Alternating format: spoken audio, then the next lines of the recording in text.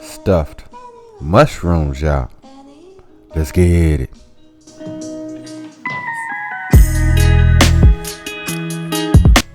So the first thing we should do, go ahead and get this gill out. Just take a spoon and scrape it right on out. It's not hard. Then when you get done, it should look just like this. So now we want to add, with my little spritz, some olive oil to the whole mushroom, bottom and top. Then we're going to add in our spinach. Once we get our spinach in, this is simply canned spinach, y'all. We're going to spread this around. Now, you can use fresh spinach or frozen spinach, whichever one you want to use. No problem. But after we get done with our spinach, we're coming in with our cheese, y'all.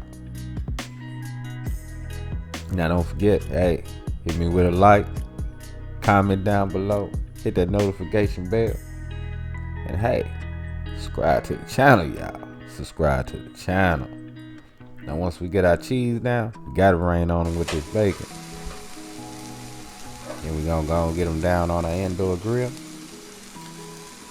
Check them out, y'all. Don't he look good? Oh man, look at that bacon glistening. Oh my goodness.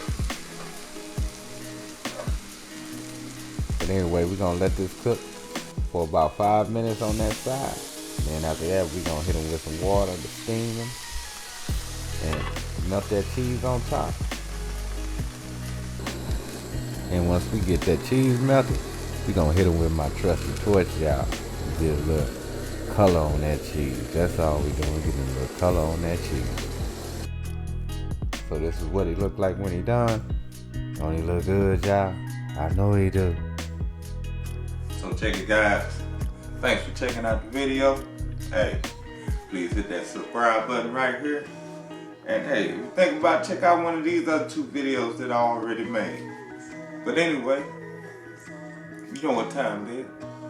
Love, peace, and keep it grilling, y'all. See you.